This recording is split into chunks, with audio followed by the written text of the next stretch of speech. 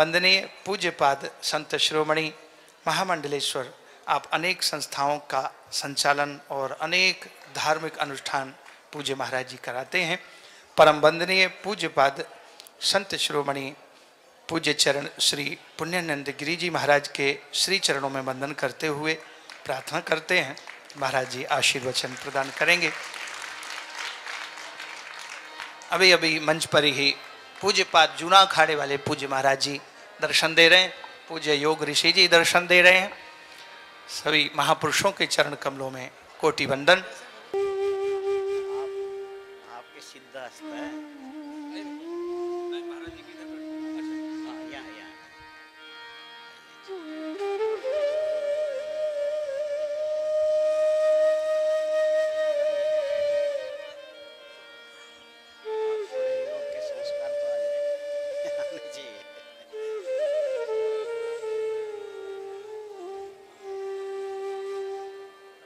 भगवान की विचित्र लीला।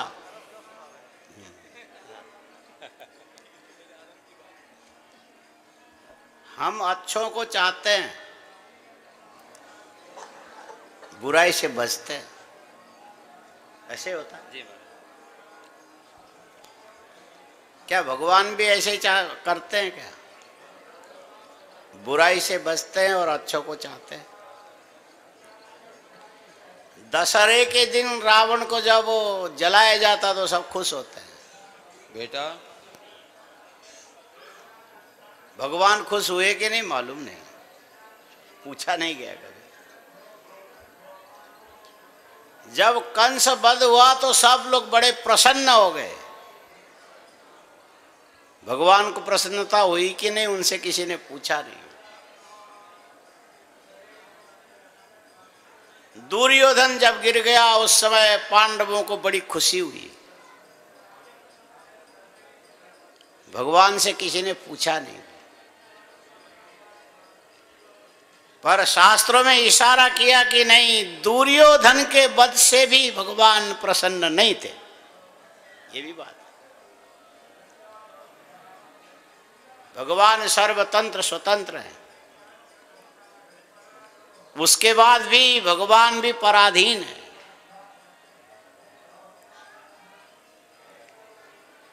विदुर से मैत्रेय जी ने पूछा कि क्या क्या बात हुई। बोले बात तो आपकी हुई सामने, भगवान अंतिम में जा रहे थे। उद्धव जी विदुर जी से मिले, भगवान की पूरी लीला मैं नहीं देख सका, तुम बताओ उद्धव। भगवान की सारी लीलाएं बताई। उद्धव जी एक बात कहते, सकर्ण दुस्सासन सौबलानाम, सकर्ण दुस्सासन सौबलानाम कुमंत्र पाके न हतायुषस्त्रिय सुयोधनम सानुचरम शयानम भग्नोरुदंडम ननंद पश्यन। ये भगवान बड़े दयालु, बड़े कारुणिक। जमीन में जंगा टूटने के बाद मरा हुआ दुर्योधन को जब भगवान ने देखा, देख करके उनकी छाती धक्क से रह गई। हाँ? क्या होता हो वही सब धक्क से रह जाता। भगवान दुखी हो गए। ये दुर्योधन किस दुर्अवस्था में पड़ा है। और अकेले दुर्अवस्था में नहीं पड़ा, सारे अनुचरों के साथ पड़ा हुआ है। उद्धव जी ने कहा भगवान को अच्छा नहीं लगा, बड़े दुखी हो गए। विदुर जी ने कहा भगवान को अच्छा नहीं लगा, तुमको कैसे पता लगा। पड़े हुए दुर्योधन को देख के भगवान ने अपने छाती पर हाथ रखा और आंखें बंद कर ली। विदुर ने पूछा उद्धव जी छाती में हाथ रखा तो क्या अंदर सोचा क्या होगा। छाती और हाथ तो स्थूल है ना, मन सूक्ष्म है। और साधारण आदमी के मन में क्या बैठा है किसी को पता नहीं लगता, और भगवान के मन में क्या तुम जानते हो। उद्धव जी ने कहा विदुर जी यही तो मेरा दुर्भाग्य है। भगवान मेरे अंदर की बात जानते हैं, मैं भगवान के संकल्प को जानता हूं। ये भक्त और भगवान का संबंध है, मानसिक संबंध, आंतरिक संबंध। और विदुर जी ने कहा कि उद्धव जी बताओ भगवान के मन में क्या हुआ उस समय।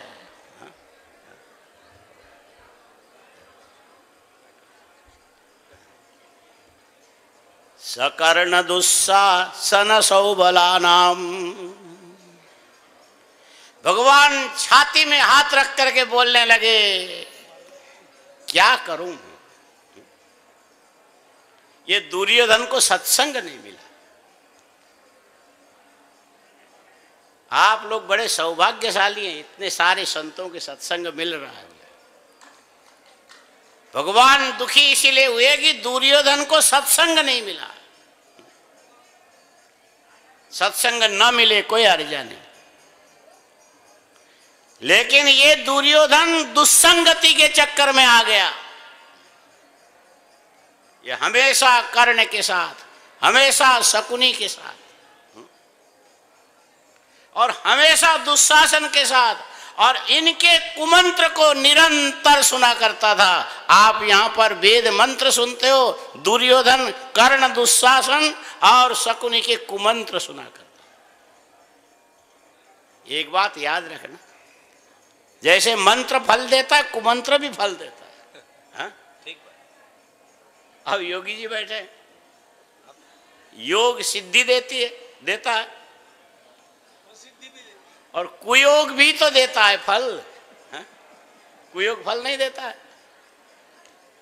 तो ये जो दुस्संगति जो थी, उनके जो मंत्र थे दुर्योधन में काम कर गया, इसलिए मंत्र व्यर्थ नहीं जाता है। सकर्ण दुस्सासन सौबलानाम कुमंत्र पाके न। आप कहोगे कि मंत्र आज यूं यूं करें और अभी फल मिल जाए, टाइम लगता है। अरे कम से कम गेहूं के दाने को उग करके बाहर दिखने में 4-4.5 दिन लगते हैं। 4.5 दिन लगते हैं। 4.5 दिन में फल आने में 4 महीने लगेंगे। 4 महीने में फल आएंगे। ये 4 का भी बड़ा अच्छा हिसाब है। और ज्योतिषी लोग 4, 8, 12 खरा मानते हैं। 4, 8, 12 खरा मानते। तो परिपक्व होने में समय की आवश्यकता है, उससे पहले परिपक्व नहीं होता। लेकिन ये कुमंत्र भी पक गया। भगवान कहने लगे मेरी तो ये इच्छा थी कि ये दुर्योधन हस्तिनापुर का सम्राट बना रहता, पर क्या करें, ये शकुनी, कर्ण और दुशासन के जो कुमंत्र हैं ऐसा पक गया, जिसका जो फल आज देखो ये दुर्योधन जमीन में किस दुर्वस्था में पड़ा हुआ। भगवान दुर्योधन की दुर्वस्था को देख करके अंदर से दुखी होते हैं। अर्थ क्या निकला, ये भगवान सबके हैं। भगवान यदि भगवान उद्धव के हैं तो भगवान कंस के भी हैं। उद्धव जी गए, कंस ने भेजा और रास्ते में विचार करने लगे कि क्या जाने। अक्रूर जी गए भगवान के पास, रास्ते में विचार करने लगे ये भगवान हमसे बात करेंगे कि नहीं करेंगे। सर्वांतर्यामी जानते हैं कि कंस ने भेजा, कंस का दूत मान करके कहीं मेरे से मुंह तो नहीं मोड़ लेंगे। अक्रूर जी अपने आप कहते हैं कि हमारी दृष्टि में और परमात्मा की दृष्टि में अंतर है। हम बाहर के आकार को देख सकते हैं लेकिन अंदर के प्रकार को नहीं देख सकते हैं।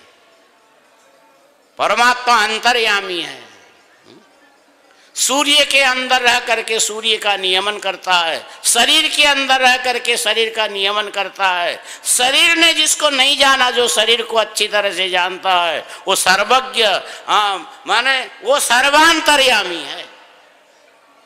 वो मुझे देख के समझ जाएंगे मैं इच्छा से नहीं आया और इच्छा से आया। भगवान के दर्शन करने की इच्छा थी इसीलिए आया। और कंस जिस लक्ष्य से मुझे दूत बना करके भेज रहा है वो मेरा लक्ष्य नहीं है, पर क्या करें, राजा है, डंडा मारेगा, जाना ही पड़ेगा। मैं तो इस प्रकार का व्यक्ति हो गया जैसे जुए में बंधे हुए दो बैल, और हल चलाने वाला पीछे खड़ा, डंडा मारेगा तो चलना ही पड़ेगा। हम तो कंस के डंडे से चलने वाले, लेकिन भगवान को जिस उद्देश्य से कंस ने बुलाया वो उद्देश्य की पूर्ति होने देना हम नहीं चाहते। ये हमारे मन के अंदर की इच्छा है, इसको भगवान जानते हैं। इसीलिए भगवान मेरे से मिलेंगे जरूर। लेकिन कंस ने कहा कि यदि कृष्ण बलराम को लेकर के नहीं आया तो याद रखना फिर तू चला जाएगा। तो मैं जाना भी नहीं चाहता। भगवान के चरण पकड़ के निवेदन किया, भगवान ये कंस की इच्छा है, मैं आप सबको लेने आया, उसका लक्ष्य ठीक नहीं। और आप यहां जो गोकुल में जितने आनंद में मग्न हो, यहाँ के जो प्रेम, यहाँ के प्रेमी, शायद रहीम का होगा, धूल धरत नीचे शीश पर क्या ढूंढत गजराज, जो रज मुनि पत्नी तरी सो ढूंढत गज। ये रहीम का किसी का होगा जो। हाँ। तो ये रमण रेती में हम लोग है ना, हम कुछ नहीं बोल रहे हैं, रमण रेती बुलवारा है। जिस धूल में भगवान ने रमण किया और जिसके एक एक कण कण के अंदर ये चमत्कार है, और यहाँ के व्यक्ति में कितना चमत्कार होगा जिसने भगवान को बांध करके रखा। अक्रूर जी कहने लगे ये गोकुल, ये वृंदावन छोड़ना आपके लिए साधारण काम नहीं है, लेकिन आप नहीं छोड़ेंगे तो मैं नहीं रहूंगा संसार में। भगवान अक्रूर के कंधे पर हाथ रख करके बोलते, अक्रूर डरो मत, तुम्हारी दृष्टि अपनी है, हमारी दृष्टि अपनी है। तुम अपनी शक्ति से जितना उत्तरी देख सकते हो और मैं अपनी शक्ति से पूरे चराचर जगत को देखता हूं। और तुम मुझे अपना मानते हो, कंस को अपना नहीं मानते हो। लेकिन अक्रूर एक बात याद रखना, उस कंस के उद्धार के लिए ही मैंने जन्म लिया है। तुम मेरे जितने प्रिय हो, माता यशोदा जितने मेरी प्रिय है, नंद बाबा जितने प्रिय है, और कंस भी मेरे लिए उतने ही प्रिय है, लेकिन सबका इलाज अलग अलग तरीके से। क्योंकि कंस जिस शरीर में है, जिस गुण में है, जिस स्वभाव में है, उसका उद्धार अलग तरीके से होगा। करना उसकी आत्मा का उद्धार है। शरीर में दृष्टि रखे और शरीर में रमण करे उसको कायर बोलते हैं। हाँ, कायर बोलते। और भगवान कहते कि कंस वीर है, कायर नहीं है। खाते पीते सोते चलते फिरते हर जगह मुझे मृत्यु के रूप में देख रहा है। आखिर मृत्यु के रूप में भी तो मेरा ही भजन कर रहा है। यो यथा माम प्रपद्यन्ते ताम तथैव भजाम्यहम्। उसने यदि मृत्यु के रूप में मेरा भजन किया, यशोदा को, नंद बाबा को, ग्वाल वालों को, यहाँ तक कि रास क्रीड़ा में सम्मिलित होने वाली सारी देवियों का परित्याग करके मुझे उसके भजन का फल वहां देना है। भगवान की दृष्टि में सब एक है। हम शरीर को लेते हैं, जाति को लेते हैं, व्यक्ति को लेते हैं, रंग को लेते हैं, रूप को लेते हैं, आयु को लेते हैं, अन्य कई चीजों को लेकर के सोचते हैं। लेकिन भगवान गीता जहां प्रारंभ करते हैं, अर्जुन से कहते तो मूर्ख है कि बुद्धिमान है, भगवान का अधिकार है। नपुंसकों जैसी बात करता है, दूसरा इतना बोले तो अर्जुन मार देता। भगवान कहते मार के देख ले। क्लैब्यम मास्म गम। भगवान कहते हो अर्जुन, कौन मरता है, किसके लिए तू शोक कर रहा है, विचार तो कर। न जायते म्रियते वा कदाचित नायम भूत्वा भविता वा न भूय अजो नित्य शाश्वतो यम पुराणो। ये तू किसको देख करके शोक कर रहा है? ले पितामह को। और किसको देख रहा है? आचार्य को। और किसको देख रहा है? भाई बंधुओं को। बोले इसमें तुम्हारे पितामह कौन है, शरीर है कि आत्मा है?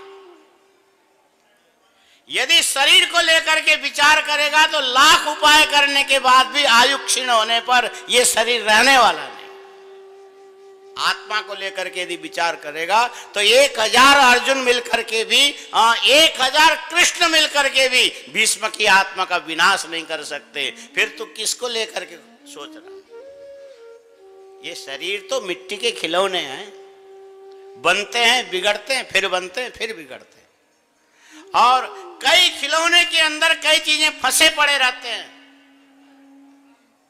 दूर सुदूर पहाड़ी प्रदेशों में किसी मूर्ख को किसी बात का ज्ञान हो जाए तो बोलते हैं आज घड़े के अंदर धूप प्रवेश हो गया, आज घड़े में सूर्य की किरणें चली गई।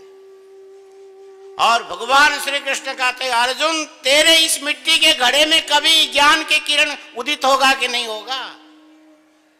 ये भीष्म द्रोण इत्यादि जो खड़े हैं, कर्ण भी जो खड़ा है, वो मेरे सामने तुम्हारे हाथ से अपनी मृत्यु को वर्ण करके सामने आके खड़े।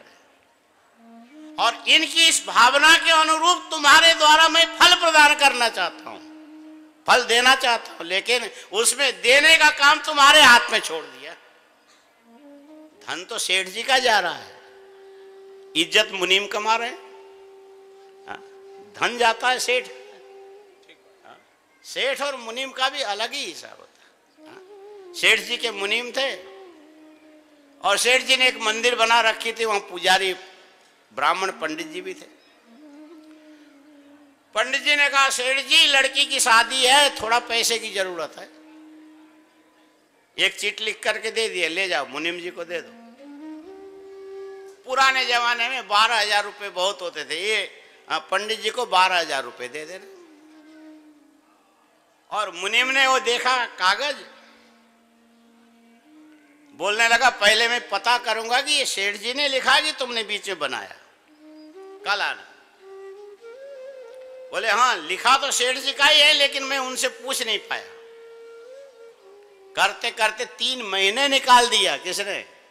मुनीम ने। और 2.5 महीने के अंदर लड़की की शादी थी, पंडित जी ने किसी तरह से कर लिया, शादी तो हो गई। विवाह के बाद वो जो लड्डू लेकर के सेठ जी के पास गए, सेठ जी कहने लगे क्यों शादी अच्छी तरह से हो गई ना? बोले हाँ आपकी कृपा से। पैसे पूरे पड़ गए ना, जो भगवान ने दिए पूरे पड़ गए।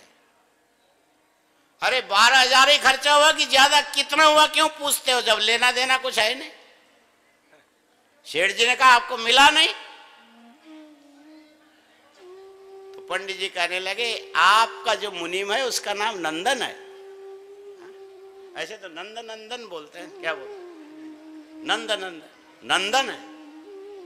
सेठ जी आप धनवान बने उसी मुनीम के वजह से, क्या कहना चाहते?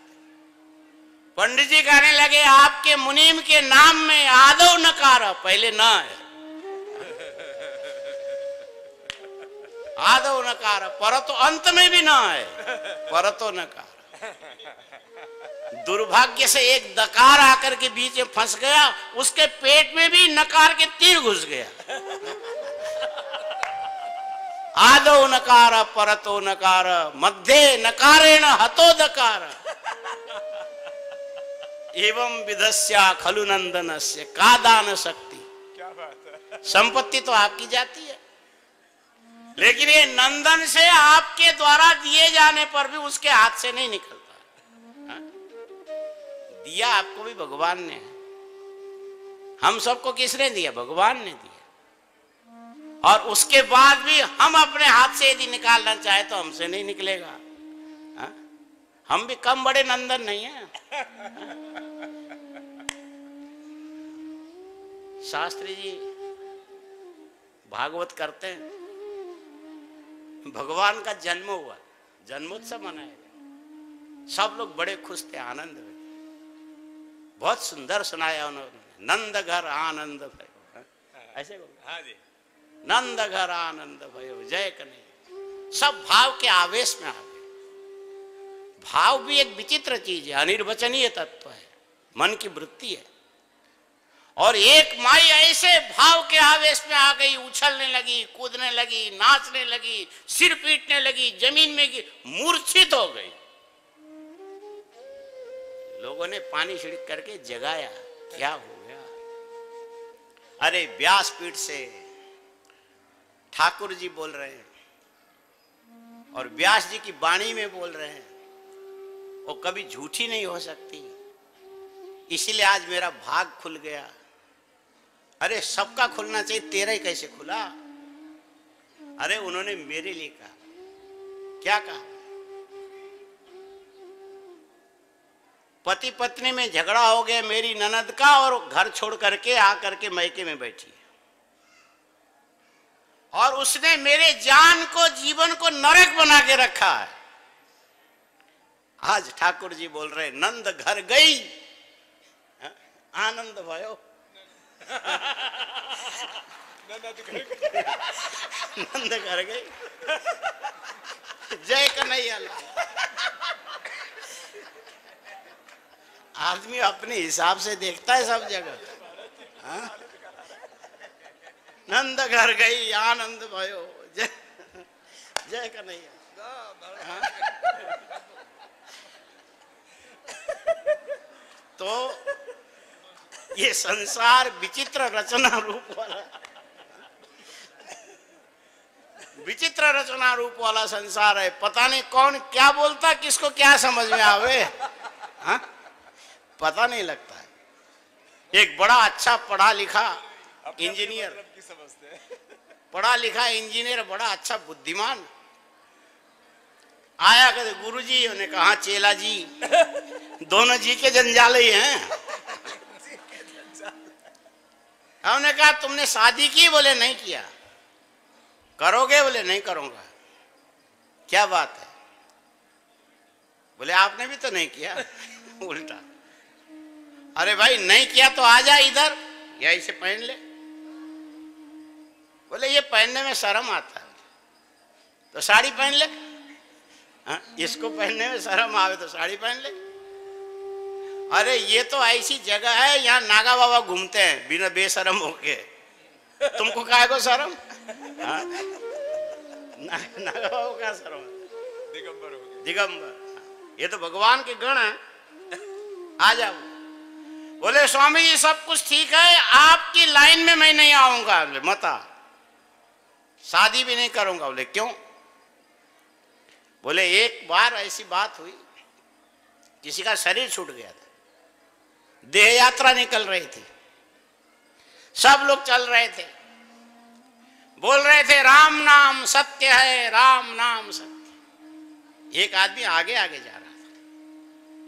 ऐसे गारोपत्य अग्नि से ही दक्षिणाग्नि को लिया जाता है, शास्त्र विधान ऐसे ही। घर का मालिक गारोपत्य है, तो ये जो दक्षिणाग्नि के लिए उसने मटके में अग्नि ली, उसमें ओपले डाले और थोड़ा लेकर के आगे आगे जा रहा था। सब बोले राम नाम सत्य है। वो आगे चलने वाला बोलता लेकिन थोड़ा खंबा बचा के। फिर हमने उससे पूछा खंबा बचा के क्या है? तो मेरे साथ चल, वहां बताऊंगा आगे। चलते गए, स्मशान में पहुंचे, रखा गया, चिता सजाई गई, सबके विधि है अलग। हम लोग के तो संस्कार होते हैं ना, ये अंतिम संस्कार, अंत्येष्टि यज्ञ। कैसे लकड़ी रखना, पूर्व पश्चिम कितने रखोगे, उत्तर दक्षिण कितने रखोगे, सिर किधर पैर किधर, पंच त्रिणी तथा त्रिणी पुनः पंच, दुनिया भर का। ये कर्मकांड भी कोई कम पचड़ा नहीं है, बहुत ज्यादा है। और सारी चीजें करके अंत में जो त्रिकोण लकड़ी ऐसा ऐसा रख के उसमें सिर पर रख दिया। अब तो बता दो खंबा बचा के। अभी थोड़ा रुको। और आग अग्नि लेकर के मुखाग्नि देने से पहले परिक्रमा किया, मुखाग्नि दी। कई जगह ऐसा है, हमारे बीकानेर के अंदर किसी की मृत्यु हो जाए तो चिता में 1 टीन घी डालते हैं उसके मुंह में। हमने बहुतों से कहा भाई मरने के लिए ये जगह अच्छी है, कम से कम 1 टीन घी तो चिता में मिलेगा। तो उसने थोड़ा सा घी डाला, उसके बाद मुखाग्नि दी, किनारे आके बैठ गया। ले भैया खंबा बचा के बताओ, थोड़ी देर रुक जाओ। जब पूरा धूं धूं धूं करके जलने लगी चिता, लकड़ी सूखी अच्छी थी, बोले ये देखो सूखी लकड़ी जल रही है, चिता में वो लाश जल रहा है। वो मेरी पत्नी आज से 30 साल पहले एक बार मर गई थी, और ऐसे अर्थी उठा करके लोग लेके जा रहे थे, सब बोल रहे थे राम नाम सत्य। बारिश हो गई थी, लोहे के खंबे में बिजली में पे करंट उतर आया था, ये अर्थी वाले उससे टकरा गए तो वो जिंदी हो गई, 30 साल ले गई।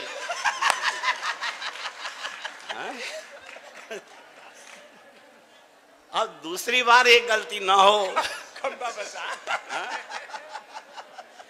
बोलता गुरुजी इसीलिए हमने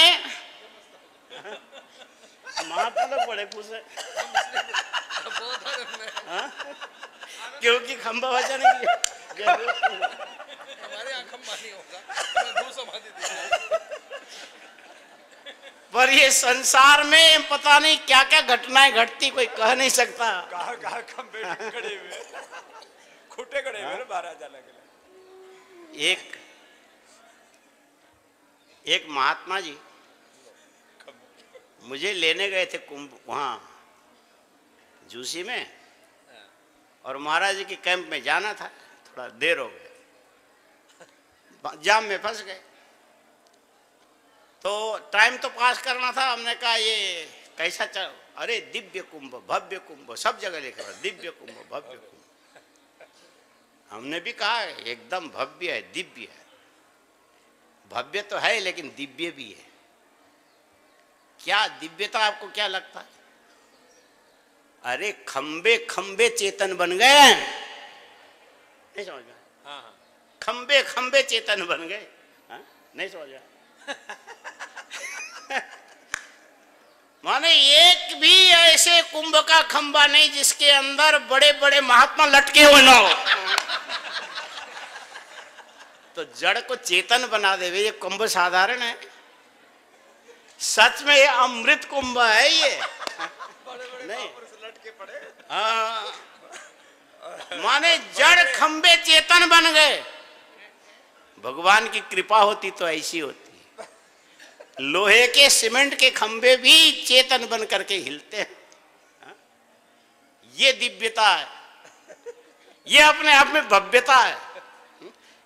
ये संसार संगति विसंगतियों से मिला हुआ एक बड़ा विचित्र चित्र है। भले विरोधी हो लेकिन चित्र तो है, और इस चित्र को चित्र के हिसाब से भगवान दर्शन करते हैं, और इस चित्र में एक रंग में जाकर के हम अटक जाते हैं।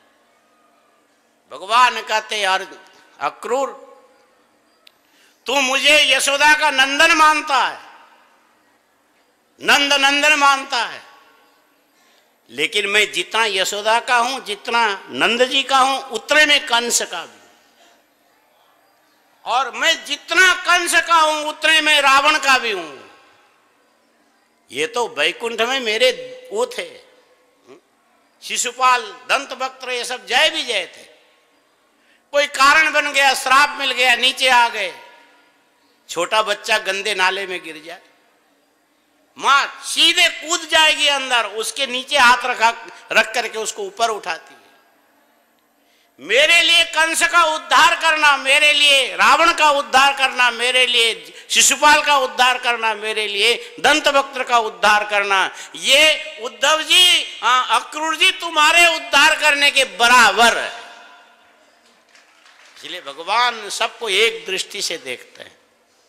व्यक्ति का व्यक्तित्व तो अलग है, और इसीलिए इलाज करने के तरीके अलग अलग हो सकते हैं। इसलिए दुर्योधन भी जब मर गया उस समय भगवान छाती में हाथ रख करके बोलने लगे, सकर्ण दुस्शासन सौबला नाम कुमंत्र पाकेन हतायुषस्त्रिय। मैं तो इसको दीर्घायु देखना चाहता था, पर करे क्या, इसने गलत दवाई खा ली, रिएक्शन हो गया। रिएक्शन होता है, गलत दवाई की रिएक्शन हो गई। कर्ण दुशासन और ये शकुनी, इसके कुमंत्र परिपक्व हो गया। आज मैं ऐसा देखना नहीं चाहता।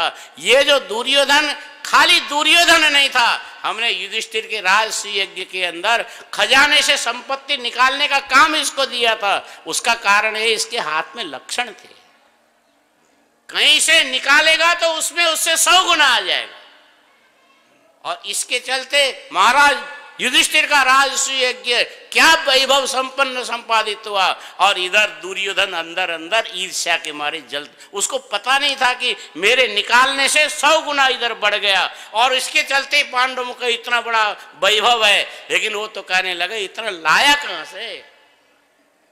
ऐसे शुभ लक्षण वाला दुर्योधन को भी उस परिणाम तक किसने पहुंचाया? ये मंत्र ने पहुंचाया। कुमंत्र परिपक्व होने पर दुर्योधन की स्थिति होगी, सुमंत्र परिपक्व होने पर युधिष्ठिर की स्थिति होगी।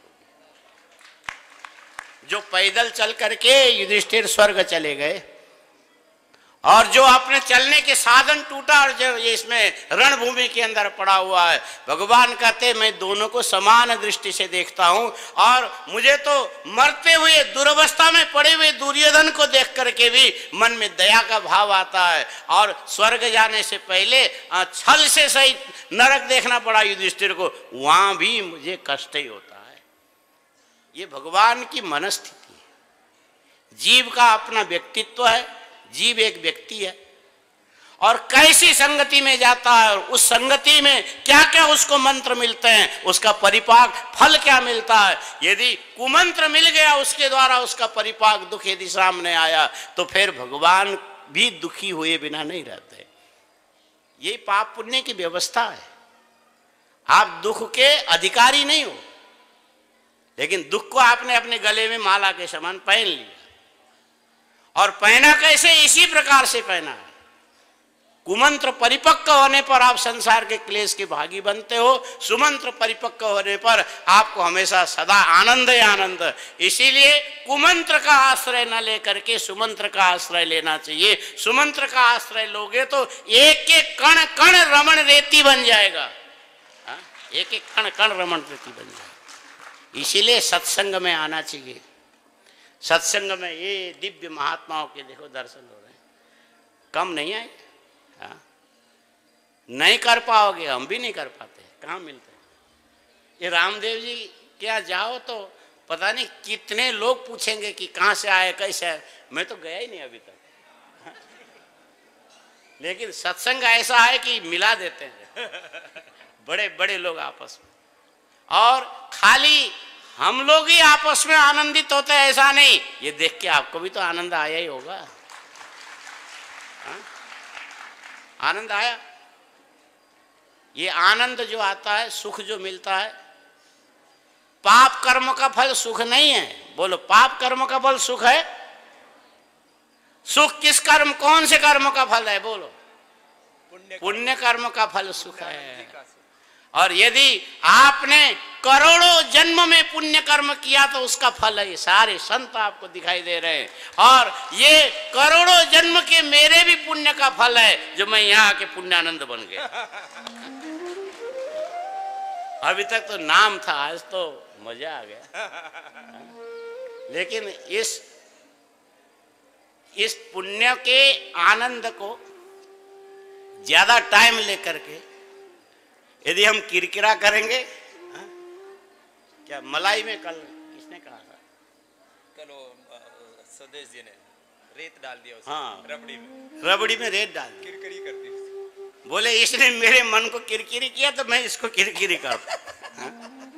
और यदि ज्यादा समय लेकर के आप लोगों के आनंद को मैंने किरकिरी किया तो पूरे रास्ते में मुझे भी किरकिरा होना पड़ा। इसलिए उससे बचने के लिए सब महान महात्माओं से आज्ञा लेकर के विनम्रता पूर्वक इस वक्तव्य को यहाँ पूर्ण करके महाराज जी से भी, और यहाँ से दिल्ली की यात्रा करता हूँ। हरिओम तत्सत, हरिओम तत्सत। ओम नमो नारायणाय। जय श्री कृष्ण। हमारे पूज्यपाद आचार्य महामंडलेश्वर श्री स्वामी पुण्यानंद गिरि जी महाराज को आज कितने मुक्त भाव से सब आनंद ले रहे थे। वो केवल स्वयं आनंद नहीं ले रहे थे, वो कह रहे हैं मैं भी आनंद, और सब उनके मुक्त भाव का आनंद ले रहे थे। और पूज्यपाद हमारे जूना पीठाधीश्वर जी महाराज ने एक संकेत किया कि आज महाराज श्री का एक अलग सा मुक्त भाव दिखाई दे रहा है। हाँ जी, और बड़ा दिव्य भाव, सहज हंसते हंसाते उन्होंने मंत्र, सुमंत्र, कुमंत्र और उसके प्रभाव किस किस प्रकार से, किस किस रूप में, बहुत दिव्यता। उनका आगमन प्रथम बार यहाँ श्री गुरु कारशनी गोपाल जयंती समारोह में प्रथम बार वो मंच पर आए। प्रसन्नता है कि वो स्वयं बहुत आनंदित हैं इस उत्सव में आकर के, और उनके आनंदित होने से इस उत्सव का आनंद निश्चित और निस्संदेह और बड़ा है कि एक महापुरुष जब ये कहें कि यहाँ आकर मुझे भरपूर आनंद हुआ, और ऐसे महापुरुष तो निश्चित रूप से हम सब का आनंद का निश्चित वर्धन हुआ है उनके आगमन से। उनके प्रति हृदय से वंदन नमन करते हुए, और उनका यह प्रथम बार आगमन निश्चित है कि आगे भी उनका ये भाव, इसी प्रकार उनका आशीर्वाद प्राप्त होता रहेगा। ये महाराज श्री कुछ कहने, रास्ता देख लिया, बार बार आऊंगा। श्री राधे। हाँ, ये भी आप खुला आनंद है कि खुले आनंद की बात उन्होंने एक बार फिर से कही कि रास्ता रमन रेती का देख लिया है, और जिस ढंग से उन्होंने रमन रेती के रजकणों की दिव्यता का भी अपने उद्बोधन में वर्णन किया, और रास्ता खुला, और बार बार उन्होंने आने की बात कही। उनके इन वाक्यों पर भी पुष्पार्पण अभिनंदन करते हुए, उनके सहज भाव का अभिनंदन वंदन करते हुए मंच का क्रम